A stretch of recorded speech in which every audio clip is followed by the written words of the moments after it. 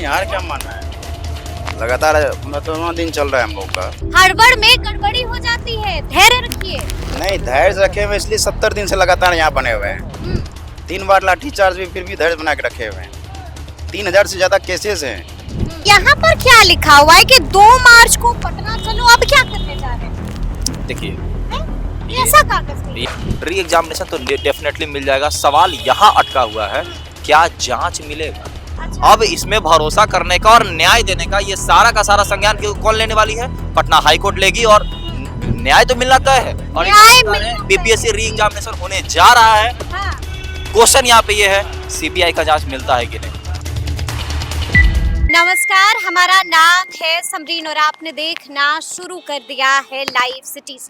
देखिए, बीपीएससी 17वीं को लेकर के जो विवाद पैदा हुआ है, उस विवाद का समापन कैसे होगा ये तो आने वाला वक्त ही बताएगा। लेकिन एक बार फिर से लाइव सिटीज की टीम पटना के गर्दनी बाग में मौजूद है और यहाँ की तस्वीरें आप देख पा रहे होंगे। यहाँ पर अब भी अभ्यर्थी जुटे हुए हैं और साफ साफ कह रहे हैं कि री एग्जाम तो हम लेकर ही मानेंगे।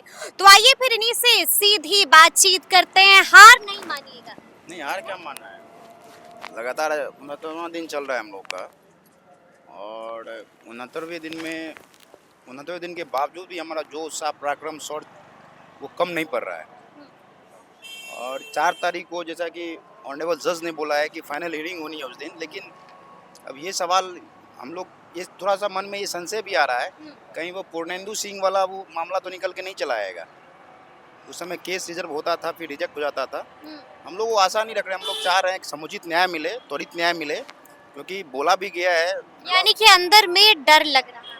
हाँ, डर तो लग रहा है। घबराहट हो रही है। नहीं, घबराहट हमारे उद्देश्य को लेकर नहीं है, हमारी जोश को लेकर नहीं है। जो अभी तक जो हाईकोर्ट की जो सक्रियता तो कम दिखी है उसको लेके है, क्योंकि अब इतना दिन से संघर्ष चल रहा है। भरोसा है ना कोर्ट पर? हाँ, ऑब्वियसली जो है हम लोग लॉ अबाइडिंग सिटीजन है। हाँ। पूरा जो है न्यायिक व्यवस्था पे पूरा पूर्ण भरोसा है हम लोगों का, न्यायिक व्यवस्था पे आशा है। और यही न्यायिक व्यवस्था, इसलिए तो डेमोक्रेसी अभी एग्जिस्ट कर रहा है इंडिया में। तो न्यायिक व्यवस्था पे हम लोग का पूरा भरोसा है, लेकिन हम लोग चाहते हैं कि वो पूर्णेंदु सिंह वाला, ऑनरेबल पूर्णेंदु सिंह वाला वो मामला जो है वो उसका दोहराना हो, त्वरित न्याय मिले, क्योंकि if justice delayed mean justice denied. तो फिर हड़बड़ाहट कैसी? फिर कहाँ? क्यों चाह रहे हैं कि हड़बड़ में सब कुछ हो जाए? हड़बड़ में गड़बड़ी हो जाती है, धैर्य रखिए। नहीं, धैर्य रखे हुए इसलिए 70 दिन से लगातार यहाँ बने हुए हैं। 3 बार लाठी चार्ज भी, फिर भी धैर्य बना के रखे हुए हैं।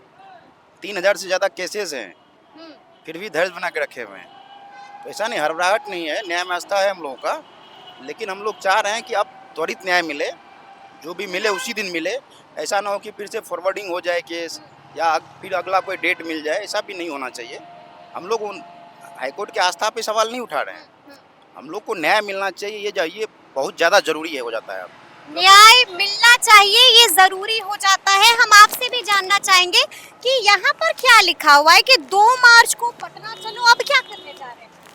देखिए, ऐसा कागज नहीं। ये आयशा और आरवा ये का संस्था है जो ये पैम्पलेट डिसाइड किया है। हाँ, ये एग्जैक्टली हम लोग एज अ छात्र इसका अभी कंप्लीट समर्थन नहीं है। हाँ, हम लोग के पास आया है, हम लोग इस पे विचार करेंगे और विचार करने के बाद जो सारे विद्यार्थी का एक मत होगा उस पे हम लोग कार्यान्वयन करेंगे। ठीक है, तो अभी इस पे परसेप्शन लगा लेना कि 2 तारीख को जाने वाले, ऐसा ये सही नहीं। और रही बात ये कि अभी हम लोग ऑलरेडी बीच में हम लोग मोबिलाइज कर चुके हैं, इसीलिए एक तरह से युद्ध वाला सिचुएशन है, तो विराम में भी सिचुएशन में चल रहा है। ठीक है, और 4 तारीख को बहुत इंपॉर्टेंट हियरिंग है, उस पर अभी निगाहें बरकरार रखिए। 4 मार्च को बहुत इम्पोर्टेंट हियरिंग है। कारण क्या है? धुकधुकी हो रही है अंदर जरा में। भी दुखी नहीं हो रही है, क्योंकि हम ये बात मतलब होता है ना, ये विश्वास इतना ज़्यादा है ना, री एग्जामिनेशन तो डेफिनेटली मिल जाएगा। सवाल यहाँ अटका हुआ है, क्या जांच मिलेगा? हमको जांच चाहिए, क्योंकि re examination is not the primary solution. ठीक है, वो सॉल्यूशन है ही नहीं। अरे वही बात है कि अभी सीढ़ी ला के चोरी कराया है, बाद में जाके फंदा ला के चोरी कराएगा। ठीक है, तो चोरी ना हो पहले जांच बहुत जरूरी है। जांच हो, और जांच ईओयू का जांच नहीं चाहिए, एकदम नहीं चाहिए ईओयू का जांच, जांच चाहिए। आपने देखा था ना कि खान सर जो आरोप लगा रहे थे, बीपीएससी ने हर एक आरोप का जवाब दिया था, दूध का दूध और पानी का पानी कर दिया था। बीपीएससी पहले अपना आरोप का तो जवाब दे दे। गया डीएम ने भी पत्र निकाल दिया, नहीं, नवादा डीएम ने भी पत्र निकाल दिया, देखिए, झूठ बता रहे जब किसी चीज का एग्जाम होता है तो लास्ट में जब स्पष्टीकरण मांगा जाता है तो स्पष्टीकरण तो हर एक डीएम देंगे ना। अगर डीएम ये बोल दे कि मेरे एरिया में इतना बड़ा धांधली और चोरी हुआ है तो सारा का सारा दारोमदार तो डीएम पे आ गया। डीएम की रिपोर्ट पर भरोसा नहीं। हम ये बोले कि भरोसा नहीं है, वो अपना वक्तव्य दिए हैं, हम अपना वक्तव्य दे रहे हैं। अच्छा। अब इसमें भरोसा करने का और न्याय देने का ये सारा का सारा संज्ञान कौन लेने वाली है? पटना हाई कोर्ट लेगी, और नहीं अगर सेटिस्फैक्शन हम लोग को अगर मिलता है तो सुप्रीम कोर्ट लेगी। न्याय तो मिलना तय है। और बीपीएससी री एग्जामिनेशन होने जा रहा है। क्वेश्चन यहाँ पे ये है, सीबीआई का जांच मिलता है कि नहीं? हमको अच्छा। सीबीआई का ही जांच चाहिए। अब सीबीआई का जांच चाहिए, उससे जांच, नीचे कुछ नहीं। जांच। बिल्कुल जांच चाहिए, उससे नीचे कुछ नहीं। देखिए, री एग्जाम तो हो जाएगा, फिर वही धंधा होगा, तो फिर हुआ क्या? हम लोग का 70 दिन रहना है, पूरा ठंडी में यहाँ बिताना सब बर्बाद हो जाएगा, सारा मेहनत पर पानी फिर जाएगा। हम लोग जांच चाहते हैं, जांच से बहुत वो आदमी भी भाग सीबीआई का जांच। रहे हैं। कोचिंग माफिया भी बहुत सारे भाग रहे हैं जांच से। जांच होनी चाहिए, सीबीआई जांच होनी चाहिए, दूध का दूध पानी का पानी हो जाए। री एग्जाम नहीं चाहिए, अब री एग्जाम नहीं चाहिए, जांच चाहिए पहले। उसका कारण है, अब री एग्जाम नहीं चाहिए। ये कौन बोला? एक बात जांच के बाद आप ही कह रहे हैं री एग्जाम नहीं चाहिए। री एग्जाम जांच होना चाहिए, तब री एग्जाम चाहिए। अच्छा जी, देखिए, झा जी कहाँ थे इतने दिन से? प्रणाम प्रणाम। हम तो हाँ। री एग्जाम तो हमारा मूलभूत और बुनियादी व्यवस्था है ठीक है। जो हर रास्ता का निकालता है, और यही व्यवस्था हम लोग चाहते हैं। री एग्जाम देखिए, विगत कई वर्षों से पेपर लीक हो रहा है, 7-8 वर्षों, और बार बार पेपर पोती कर देता है और खरोद बिक्री हो जाता है। लेकिन कुछ शिक्षा माफिया है, कुछ लोग हैं जो उसमें जुड़े हुए हैं, बड़े स्तर पे उन लोग का हाथ है। तो इन चीज़ों को आप संज्ञान में लेते हुए गंभीरतापूर्वक पे विचार कीजिए, और जो भी तहकीकात तफ्तीश होगा उसमें खंगालिए और पड़ताल कीजिए, और जहाँ से लंबे स्तर पर, बड़े स्तर पर है, चतार जुड़े हुए हैं, उन लोगों को आप गिरफ्त कीजिए, न्यायिक हिरासत में भेजिए, और हमें न्याय संगत तर्कसंगत मांग है उसको हमको दीजिए। क्योंकि हमारा हम जो आज 70 दिनों से मच्छर कटवा रहे हैं और यहाँ पर धरना बैठे हुए हैं, तो हम लोग को मतलब यहाँ पर तो बेवकूफ़ तो नहीं है। हम लोग तो सरकार से बार बार संज्ञान लेने को लेकर रहे हैं। भाई, हम लोग यहाँ पर बैठे हुए हैं एक ही चीज़ के लिए। कुछ लोग इसमें राजनीति करेंगे, तो पहले राजनीति क्या होता था?